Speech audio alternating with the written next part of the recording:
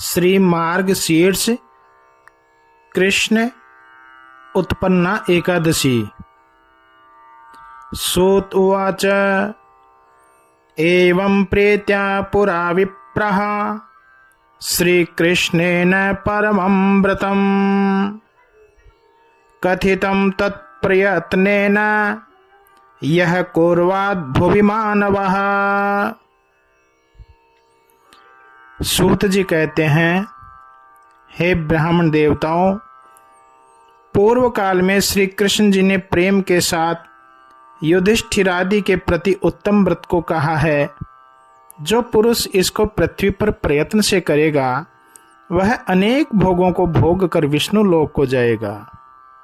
अर्जुन बोले, हे कृष्ण, उपवास और रात्रि में भोजन तथा बिना मांगे जो मिल जाए उसके भोजन का क्या पुण्य और क्या विधान है, वह सब मुझसे कहिए। श्री कृष्ण जी बोले, हे पार्थ, हेमंत ऋतु के आने पर कृष्ण पक्ष और शुक्ल पक्ष में एकादशी के दिन व्रत करे। दशमी के दिन कुछ दृढ़ व्रत करके रात्रि के समय दातुन करे और दिन के 8वें भाग में सूर्य के मंद हो जाने पर यदि रात्रि का समय होवे तो रात्रि में भोजन नहीं करे। हे पार्थ, इसके बाद प्रातः काल संकल्प करके नियमों को पालन करे और मध्याह्न समय में शुद्ध सावधान होकर स्नान करे। नदी में, तालाब में अथवा बावड़ी में स्नान करे जो क्रम से उत्तम, मध्यम और अधम है, तथा इनके अभाव में कुएं पर ही स्नान करना उचित है। हे भूमि, तुम अश्व से, रथ से और विष्णु से आक्रांत हो, अतः हे मृत्तिके, मेरे पूर्व जन्म में किए हुए पापों को दूर करो। तुम्हारे द्वारा नष्ट किए गए पापों से मैं परम गति को प्राप्त हो जाऊंगा। इस मंत्र से व्रत करने वाला मनुष्य शरीर में मिट्टी लगावे। पतित, चोर और पाखंडियों से बात नहीं करे तथा झूठा अपवाद लगाने वाले, देवता, वेद और ब्राह्मणों की निंदा करने वाले तथा अन्य दुराचारी लोगों को और अगम्या गमन करने वाले, दूसरे का धन हरने वाले और देवता के धन को हरण करने वालों से बातचीत नहीं करे। यदि इनमें से किसी को देख ले तो सूर्य का दर्शन करे और इसके बाद नैवेद्य, मिष्ठान आदि से आदर सहित गोविंद भगवान की पूजा करे। भक्ति युक्त चित्त से घर में दीपक जलावे। और हे अर्जुन, उस दिन व्रत करने वाला निंदा और मैथुन न करे तथा गीत और कीर्तन आदि के आनंद से दिन और रात्रि को व्यतीत करे। रात्रि में भक्ति के साथ जागरण करके ब्राह्मणों को प्रणाम करे तथा दक्षिणा देकर संतुष्ट करें। हे राजन, धर्मात्मा पुरुषों को शुक्ल तथा कृष्ण दोनों पक्षों की एकादशी समान ही समझनी चाहिए। दोनों में किसी प्रकार का भेद नहीं रखना चाहिए। इस प्रकार व्रत करने के फल को सुनो। शंखोद्धार क्षेत्र में स्नान करके गदाधर भगवान के दर्शन का जो फल प्राप्त होता है वह एकादशी व्रत के 16वें भाग के बराबर भी नहीं है। व्यतिपात योग में दान का 1 लक्ष फल होता है। संक्रांति में 4 लक्ष दान का फल प्राप्त होता है। कुरुक्षेत्र में सूर्य और चंद्र ग्रहण के जो फल होते हैं वह सब फल एकादशी के व्रत करने वाले मनुष्य को प्राप्त हो जाते हैं। और अश्वमेध यज्ञ करने से जो फल मिलता है उससे 100 गुना एकादशी का व्रत करने से प्राप्त हो जाता है। जिसके घर नित्य 60,000 वर्ष तक 1 लाख तपस्वी भोजन करते हैं उसका जो फल होता है उस फल को एकादशी व्रत करने वाला मनुष्य प्राप्त कर लेता है। वेद के जानने वाले, ब्राह्मण को 1000 गऊ देने से जो फल मिलता है, उस पुण्य से 10 गुना एकादशी के व्रत करने वालों को मिल जाता है। जिसके घर नित्य 10 ब्राह्मण भोजन करते हैं, उससे 10 गुना फल एक ब्रह्मचारी के भोजन कराने से होता है। ब्रह्मचारी से भी 1000 गुना फल पृथ्वी दान का है और पृथ्वी से 1000 गुना फल कन्यादान का है। इससे 10 गुना फल विद्यादान का है और विद्यादान से 10 गुना फल भूखे को अन्न देने से प्राप्त होता है। अन्नदान के समान कोई दान न हुआ और न होगा। हे अर्जुन, स्वर्ग में रहने वाले पितर और देवता अन्न से ही तृप्त होते हैं। एकादशी व्रत के पुण्य की कोई संख्या नहीं है। इसके व्रत का पुण्य और प्रभाव देवताओं को भी दुर्लभ है। हे सत्तम, रात्रि में भोजन करने वाले को और दिन में एक बार भोजन करने वाले को व्रत का आधा फल मिलता है। दिन में एक बार भोजन, रात्रि में भोजन तथा उपवास, इन तीनों में से किसी एक को एकादशी के दिन अवश्य करे।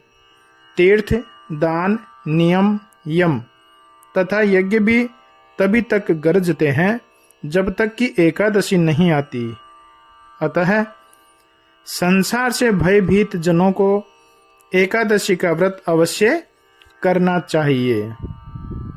हे अर्जुन, तुम मुझसे पूछते हो, इसलिए मैं तुमसे कहता हूं कि व्रत में नखों से जल नहीं पीवे, मछली तथा सुअरों को नहीं मारे और एकादशी को भोजन न करें। यह सब व्रतों में उत्तम व्रत तुझसे कहा है, क्योंकि 1000 यज्ञ भी एकादशी के समान नहीं है। अर्जुन बोले, हे देव, आपने एकादशी सब तिथियों में पवित्र कैसे बतलाई, सो कहिए। श्री कृष्ण ने कहा कि हे अर्जुन, पहले सतयुग में एक मरु नाम का दैत्य था, जो बड़ा अद्भुत, महाभयानक और सब देवताओं को भय देने वाला था। उस प्रतापी दैत्य ने इंद्र को भी जीत लिया। इसके बाद इंद्र ने सब वृत्तांत शंकर जी से कहा कि हे देव, हम सब अपने लोक में भ्रष्ट होकर भूमि पर विचरते हैं, अतः इसका मुझे उपाय बतलाइए कि देवताओं की क्या गति होगी। तब महादेव जी बोले, हे देवराज इंद्र, शरणागत रक्षक, जगतपति और सबके रक्षक भगवान विष्णु जहां रहते हैं, वहां हम सब चलते हैं। वे भगवान विष्णु हमारा कार्य अवश्य करेंगे। शिवजी के वचन सुनकर महामना इंद्र संपूर्ण गण और मरुदगणों के सहित शिवजी को आगे करके वहां गए जहां पर भगवान विष्णु शयन कर रहे थे। जल के अंदर सोते हुए भगवान विष्णु को देखकर शंकर जी हाथ जोड़कर उनकी स्तुति करने लगे कि हे देवताओं के देव, आपको प्रणाम करते हैं। हे देवताओं से वंदित, हे दैत्यों का विनाश करने वाले, हे पुंडरीकाक्ष, हे मधुसूदन, हमारी रक्षा कीजिए। हे देव, दैत्यों से डरे हुए ये देवता मेरे साथ आए हैं, अतः आप ही रक्षा करने वाले, जगत के पति, जगत के कर्ता और कराने वाले भी आप ही हो, और आप ही सब लोगों की माता तथा जगत के पिता हो, और जगत को पैदा करने वाले, पालन करने वाले और विनाश करने वाले भी आप हो। हे प्रभु, आप ही देवताओं के सहायक हो और आप ही उनको शांति देने वाले हो। आप ही पृथ्वी हो, आप ही आकाश हो और आप ही विश्व का उपकार करने वाले हो। आप ही शिव हो, आप ही ब्रह्मा हो और तीनों लोकों का पालन करने वाले विष्णु भी आप ही हो। आप ही सूर्य, चंद्रमा, अग्नि हो, हव्य, होम, हुत हो, मंत्र, तंत्र, ऋत्विज, जप, यज्ञ और इनके फलों को भोगने वाले ईश्वर भी आप ही हो। इन चराचर तीनों लोकों में आपसे रहित कोई वस्तु नहीं है। हे भगवान, देवताओं के देव, आप शरण में आए हुए जनों की रक्षा करने वाले हो। डरकर शरण में आए हुए हम लोगों की रक्षा कीजिए। दैत्यों ने देवताओं को जीतकर उन्हें स्वर्ग से भ्रष्ट कर दिया है। हे जगन्नाथ, अपने स्थान से भ्रष्ट हुए देवता पृथ्वी पर विचरण कर रहे हैं। शिव के ऐसे वचन सुनकर भगवान विष्णु बोले, वह कौन सा मायावी दैत्य है जिसने देवताओं को जीत लिया है? उसका कौन सा स्थान है? क्या नाम है? क्या उसमें बल है? और वह कहाँ रहता है? हे इंद्र, तुम निडर होकर के सब वृत्तांत सुनाओ। इंद्र बोले कि हे देवताओं के देव, भक्तों पर कृपा करने वाले, सुनिए। पहले नाड़ी जंग नाम का दैत्य था, जिसने ब्रह्म वंश में उत्पन्न होकर अपनी उग्रता से देवताओं को कष्ट पहुंचाया। उसका पुत्र अति प्रसिद्ध मुर नाम का राक्षस था, जिसकी चंद्रावती नाम की बड़ी भारी नगरी थी। उस नगरी में रहते हुए उस दुष्ट ने अपने पराक्रम से विश्व को जीतकर देवताओं को अपने वश में करके स्वर्ग से निकाल करके बाहर कर दिया। अब इंद्र, अग्नि, यम, वायु, शिव, चंद्र, नृत्य और वरुण, इन सब के पद पर आप ही स्थिर होकर और स्वयं ही सूर्य होकर तप रहा है। हे प्रभु, वह ही बादल बन गया है और सब देवता भी वही बन गया है। हे विष्णु, उस राक्षस को मारकर देवताओं की विजय कराओ। इंद्र के ऐसे वचन सुन विष्णु भगवान क्रोधित होकर इंद्र से बोले, हे देवेंद्र, मैं इस महाबली दैत्य को मारूंगा। हे महाबली देवताओं, तुम सब चंद्रावती नगरी को जाओ। ऐसे भगवान के वचनों को सुनकर देवतागण विष्णु भगवान को आगे करके चंद्रावती नगरी को गए। वहां देवताओं ने असंख्य अस्त्र शस्त्र को धारण करने वाले सैकड़ों दानवों से युक्त उस दैत्य को गरजते हुए देखा। बहुशाली दैत्यों से मारे गए सब देवता संग्राम को छोड़कर दसों दिशाओं को भाग गए।